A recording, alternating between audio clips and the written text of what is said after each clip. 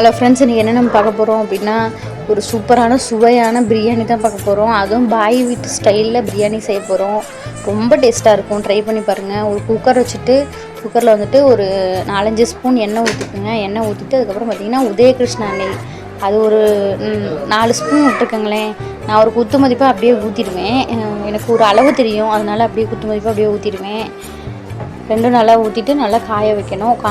எண்ணெயும் நெய்யும் சேர்ந்து நல்லா காஞ்ச உடனே பட்டை, ஒரே ஒரு பட்டை தான் எடுத்திருக்கேன். ஒரு சின்ன துண்டு பட்டை, லவங்கம், பிரிஞ்சி இலை, பிரியாணி இலை, ஒரே ஒரு கிராம்பு, இதை 3 சேர்த்து போட்டுற வேண்டியதான். போட்டு எண்ணெயில் போட்டு நல்லா பொரிய விட்டுறணும். பொரிய விட்டுட்டு அப்புறம் பார்த்திங்கன்னா வெங்காயம், ஒரு பெரிய வெங்காயத்தை நல்லா பெருசாக நீட்டமாக அரிஞ்சு வச்சுருக்கேன். அந்த வெங்காயத்தையும் எடுத்து அலசிட்டு எடுத்து போட்டு எண்ணெயிலேயே போட்டு வதக்கணும். இந்த பிரியாணி ரொம்ப டேஸ்ட்டாக இருக்கும். ட்ரை பண்ணி பாருங்கள்.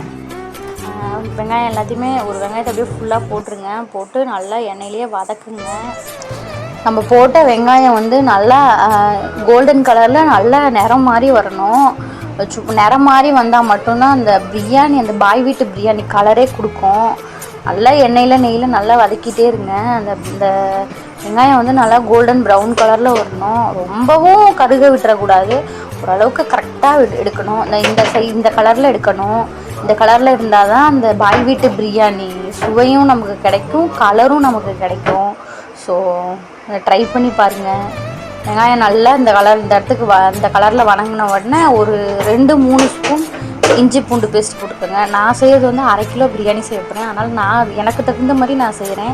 ஸோ நீங்கள் எவ்வளவோ அந்தளவுக்கு கொஞ்சம் எக்ஸ்ட்ரா செய்கிறேன்னா கொஞ்சம் சேர்த்திக்குங்க, இல்லை கம்மியாக செய்கிறேன்னா கொஞ்சம் குறைச்சிக்குங்க. அப்புறம் பார்த்திங்கன்னா பிரியாணி பவுடர், இந்த பிரியாணி பவுடர் வந்து நான் ட்ரை பண்ணது ரொம்ப டேஸ்ட்டாக இருக்கும். பாய் வீட்டு ஸ்டைல் பிரியாணி வேணும்னா இதை ட்ரை பண்ணி பாருங்கள்.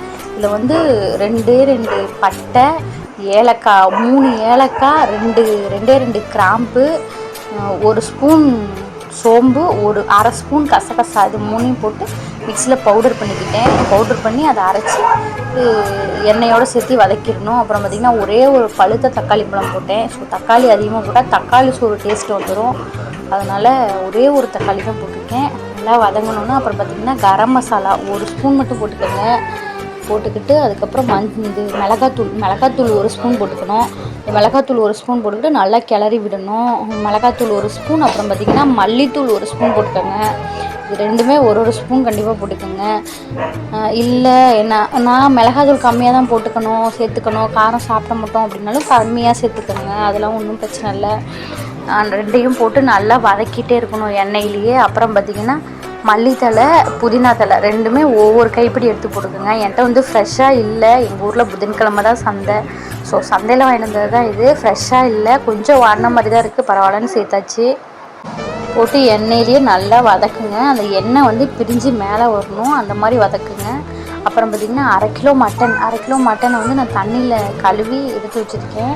இந்த மட்டனை வந்து வேகவும் வச்சு போடலாம். குக்கரில் வந்து ஒரு விசில் விட்டு உப்பு மட்டும் போட்டு வேக வச்சுக்கோங்க. ஸோ வேக வைக்கும்போது மஞ்சத்தூள் சேர்த்துட்டிங்கன்னா பிரியாணி மஞ்சள் கலரில் ஆயிரும். அதனால் மஞ்சத்தூள் போடாதீங்க, வெறும் உப்பு மட்டும் போட்டு வேக வச்சுக்கோங்க. நான் வந்து வேக வைக்காமல் அப்படியே தான் போடுறேன். ஸோ எல்லாம் சேர்த்துட்டு ஒரு 1/2 மணி நேரம், ஒரு 10 நிமிஷம் வேக வைக்கலாமே, குக்கரில் வேக வைக்காட்டி என்ன அப்படின்னு சொல்லிட்டு நான் வேக வைக்கலை, அப்படியே சேர்த்துக்கிறேன். பச்சை கறியை அப்படியே சேர்த்துக்கிறேன். அப்புறம் பார்த்திங்கன்னா அரை கிலோ அரிசி எடுத்துருக்கேன். ஒரு டம்ளரில் அளந்துக்கிட்டேன். அந்த டம்ளரில் 1 டம்ளர் அரிசி வந்தது. 1 டம்ளர் அரிசிக்கு 2 டம்ளர் தண்ணி சேர்த்துக்கிட்டேன். சேர்த்து நல்லா கொதிக்க வச்சுட்டேன். கொதிக்க வச்சு அந்த கறி வந்து நல்லா கொஞ்சம் ஒரு அரை வேக்காடு வேக வச்சுட்டேன்.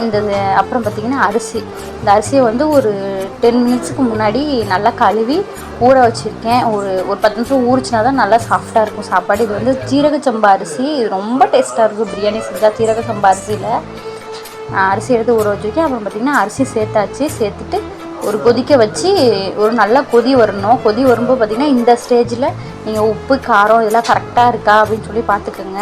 உங்களுக்கு தேவையான உப்பு, காரம் பத்தலைனாலும் சேர்த்துக்கோங்க. சேர்த்துக்கிட்டு மூடி போட்டு ஒரே ஒரு விசில் மட்டும் விட்டு எடுத்தேன். குக்கரில் தான் செஞ்சேன். இந்த மாதிரி தான் சாப்பாடு இருந்தது பாருங்கள். நல்லா உதிரியாக இருக்கும்.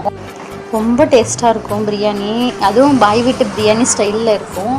கறியும் கொஞ்சம் ஒரு 10 நிமிஷம் வேக வச்சனால கறியும் நல்லா வெந்திருக்கும், சாப்பாடும் நல்லா உதிரியாக இருக்கும். ஸோ ரொம்ப டேஸ்ட்டாக இருக்கும். ட்ரை பண்ணி பாருங்கள். என் ஹஸ்பண்டுக்கு இந்த கலரில் இருந்தால் தான் பிரியாணி பிடிக்கும். ஸோ ரொம்ப டார்க்காக ரெட் கலரு, தக்காளி சாதம் மாதிரி இந்த மாதிரிலாம் இருந்தால் பிடிக்காது. இந்த மாதிரி இருந்தால் தான் பிடிக்கும். ஸோ அவங்களுக்காக நான் கஷ்டப்பட்டு செய்ய கற்றுக்கிட்டது இந்த பிரியாணி உங்கள் கூட நான் ஷேர் பண்ணிக்கிறேன். அதை வந்து அப்புறம் பார்த்திங்கன்னா பிரியாணி கூட தொட்டுக்கிறதுக்கு தயிர் பச்சடி, நான் தயிர் பச்சடி போட்டிருக்கேன். அப்புறம் பார்த்திங்கன்னா சாப்பிட எடுத்து வச்சாச்சு. ஹஸ்பண்டுக்கு ரொம்ப சந்தோஷம், பிரியாணி சாப்பிட்டோன்னா ரொம்ப டேஸ்ட்டாக இருக்குன்னு சொன்னாங்க. ஸோ ஹஸ்பண்ட் தான் இப்போ பரிமாறுறது, நான் வந்து வீடியோ எடுத்துக்கிட்டு இருந்தேன், ஹஸ்பண்ட் தான் போட்டாங்க. ரொம்ப டேஸ்ட்டாக இருக்குன்னு சொன்னாங்க.